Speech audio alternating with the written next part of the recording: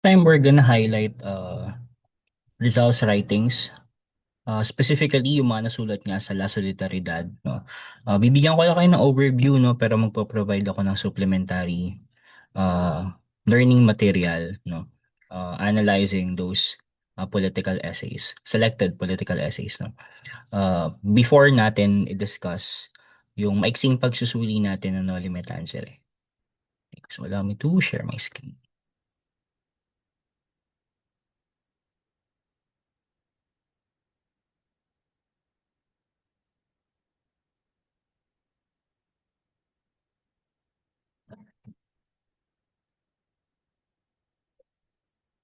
So as you can see, Rizal wrote numerous essays as a propagandist. No? Rizal wrote numerous essays, political essays, articles, and commentaries that advocated for Philippine reforms and eventually independence.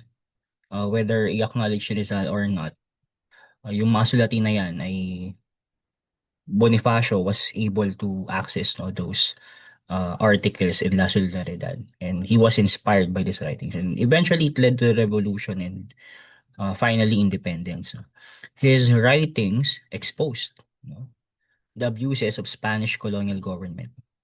Lalo yung kanyang nobela, no, isang expose ito hindi lang sa gobyerno ng kolonyal na pamahalaan ng mga Kastila, gayon din yung simbahan, Catholic clergy, and promoted nationalism among Filipinos. Sa panahon na yan, no, yung konsepto ng nasyonalismo, no, yung konsepto ng nation, no, hindi pa sa atin yan. Kumbaga, sabihin natin, Western concept naman kasi talaga ang nation or nation. Pero yung kolektibo na sentimiento, nararamdaman ng mga Pilipino sa panahon na yan, no, nagpaigting mabuti yung mga sulatin ng mga reformista, no, for it to be highlighted, no, for it to spark, no. Some of his notable works included articles published in La Solidaridad criticizing Spanish policies, his historical commentaries written in London, no. Rizal get to from our previous discussions, Rizal had the opportunity to learn from the methods, no, from scholarly works by mostly yung mga German, yung mga Aleman, no. Uh, when he went to Germany, and that was made possible by his through his friend Ferdinand Blumentritt. Yan. And the constitution he wrote for the secret society La Liga Filipina in Hong Kong. Rizal's writings were influential in sparking the Philippine Revolution against Spanish colonialism. So mga exciting na part, I can say, no, na suriin natin yung mga sulatin ni Rizal, no, kasi ito yung ng parang tangible na bahagi ng buhay niya, ng kanyang pagkabayani, na mayroon tayo, yung kanyang mga sulatin, no, na masasabi mong lasting, or sa gantong mamamaraan na immortalisa o na immortalize natin si Rizal sa pagsasaban tayo sa kanya. Halimbawa na lang itong El Amor Patrio, The Love of Country. This was the first article Rizal wrote in Spain, uh, when he first arrived in Barcelona in 1882. Diba? Sabi gusto niya first order of business ni Rizal to write an article, an essay. Um, Later talakayin natin kung tungkol sa ito. He used the pen name Laong Laan, ever prepared, as a byline for this article, or yung kanyang pen name nga or pseudonym. He sent it to Marcelo H. Del Pilar for Tagalog translation. Yan. Si Del Pilar that time yung patnugot nung diaryong Tagalog. Another, itong unang article na na-publish niya sa La Solidaridad, no, noong 1889, a political essay about the Filipino farmers, or pinamagatang Los Agricultores de los Filipinos. Another, ito, um, four parts yan, no, mahabang political essay yan. Pero bibigyan ko kayo ng link ng English translation, or maghanap din ako ng Filipino translation ng mga articles na ito. Ito, paborito ko ito, Filipinas dentro de 100 años, no, sa mga political essay ni Rizal. Um, or the Philippines within 100 years, or Philippines a century hence. Later talakayin natin tungkol saan ito. Another, itong Sobre la Indolencia de los Filipinos, or The Indolence of the Filipinos. wherein Rizal argued that Filipinos are innately hardworking prior to the rule of the Spaniards. Sa Elamar Patrio, it was written during the Spanish colonization, syempre for context. The article aimed to establish nationalism and patriotism among the natives. So pwede mong sabihin na nung, 'di ba nung 18 years old siya, he wrote a poem, A La Juventud Filipina. Tapos nung 20 plus years old na siya when he went to uh, Spain, no, he wrote an essay, political essay, no, further elaborating yung kaisipan niya na inilapat niya dun sa tulang O La Juventud Filipina. So ito yun, El Amor Patrio. Rizal extended his call for the love of country to his fellow compatriots. This time, yung kanyang audience ay yung kanyang kapwa ilustrado. For he believed that nationalism should be exercised anywhere a person is. Nasa bayan ka man, kahit nasa Spanya, no? Kung mahal mo yung bayan, no, ipapakita mo ito at may kita sa iyo ang pagiging makabayan. So basically ganun 'yon, no, yung diwang gusto niyang sabihin.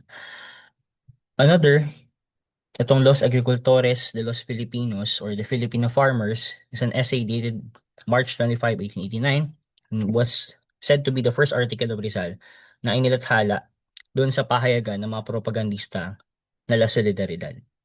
In this writing, he depicted the deplorable conditions of the Filipino farmers in the Philippines, hence the backwardness of the country. Tinalakay niya ditong tahasan ang kalagayan ng mga magsasaka, no? Na magme-make sense sa kalagayan pa rin ng mga magsasaka sa kasalukuyang lipunan ng Pilipinas. Now, nagmamatter yan, yung article na yan, as build-up, no, for another article that was written by Rizal defending the Filipino people for being labeled as indolent. Indolent, tamad. No? Itong another article, yung Sobre la Indolencia de los Filipinas. Rizal argued dito na originally, yung mga katutubong ninuno natin, masipag naman kasi talaga prior to the rule of the Spaniards. No? Kaso dumating ang mga kolonisador, dala nila yung kanilang mga oppressive and exploitative na economic and political policies. No? That affected the Filipino workers. No? Example, yung Polos e-Servicio, di ba? Ano pa, tinuruan din tayo ng makasilang magsugal. Ah, Kaya hindi naman talaga tamad si Juan. No? Nauna ang kolonisador. No? Naunang dumating ang mga kolonisador. No? Ang kanilang mga mapang-alipustat, mapang-abusong, mga patakarang panglipunan, pang-ekonomiya at pang-politika. Saka tayo tinamad. No? So how can you be motivated to work if you're not being compensated for 60 days? Diba? You can pay taxes, you can pay dues. They will impose taxes. Hindi ka makapagbayad ng buwis. Sapilitan kang mag-o-offer ng free labor for 60 days. Diba? Another thing, no? Clarify dito ni Rizal na hindi gets ng mga Spaniards yung routine at work schedule ng mga farmers na mga ninuno natin nun. Kasi 'di ba ang magsasaka sa totoo lang, alas 3, alas 4 ng umaga, nagsisimula na yung araw niyan. 'Di ba? Minsan gabi pa uuwi yan. No? Pagdating na ng alas 10, katirikan nyo ng araw, pahinga nila yun. No? Hanggang 12 o'clock. Balik yan ng hapon para magtrabaho ulit. Pero pahinga nila yun. Now, nagkakaroon ng misconception kasi ang tingin, yung katirikan ng araw na yun ng alas 10, nakahilata sila ng mga mahinga. Tamad yung impression. But in fact, hindi. Kasi alas 3 pa lang, alas 4 pa lamang ng umaga, nagsisimula ng araw ng magsasaka. So, yun, yung mga halimbawa na masasabi mo, parang doon kinlarify ni Rizal, no? Hindi tamad ang mga Pilipino originally, no? Ah, Hindi lang talaga gets din ng mga Kastila yung work schedule, no, ng mga Filipino farmers sa konteksto ng panahon and sa konteksto din ng weather condition ng Pilipinas.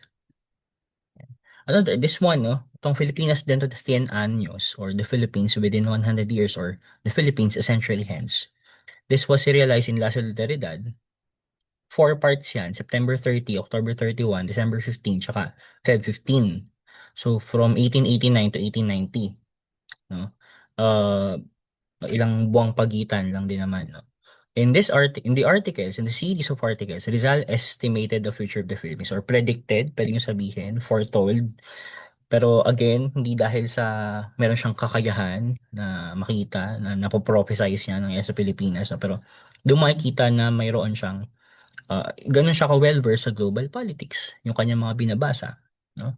Ganun siya ka-expose sa European education, ganun siya ka-expose uh, sa mga scholarly works tungkol sa mga komentaryo, no? Lalo sa usapin ng kolonisasyon at imperialismo. So, klaro yun kay Rizal, no? Dito nga, parang binigyan niya ng advice ang Spain kung ano yung dapat niyang gawin, basically. No, kung babasahin niyo yung buong article na yun, ang buong political essay na yun, parang dito nagbibigay ng recommendations si Rizal no, on what to do, what's next for Spain. Na pag di nyo pinakinggan pa yung mga reforma na hinihiling ng mga Filipino, no, sige kayo, magkakaroon himagsikan. So dito, hindi niya tinethreatened, no, yung mga kolonisador na kasila, pero in-acknowledge niya na inevitable, magkakaroon naman talaga ng himagsikan. Tsaka yung ending ng article, pag binasa nyo, parang inevitably matatapos ang inyong pagko-colonize. Diba? Doon parang na-foresee niya na kung magpapabaya kayo, mapapalitan ng panibagong mga kolonisador ang Las Filipinas. At true enough, no, parang ang tinutukoy niya dito ay yung mga Amerikano. And yun nga yung nangyari. And again, no, hindi dahil siya ay mayroong prophetic powers, no. It is more of Rizal is well-versed, no, and wide reader, no, of the political condition of global scale in the Philippines that time. Yeah. Now, man of letters, Rizal is known best for his writings. His novels were the reasons for sparking a revolution. He was also a man who wrote a lot of his friends, families, colleagues, fellow reformers, and many more. Kaya nga ano eh, uh, well documented ang buhay ni Rizal kasi uh, marami siyang sulatin, no? Marami siyang liham, political essays, at syempre yung kanyang immortal na mga obra maestrang nobela, 'di ba? So ngayon susuriin natin yung kanyang nobela, Noli Me Tangere, no?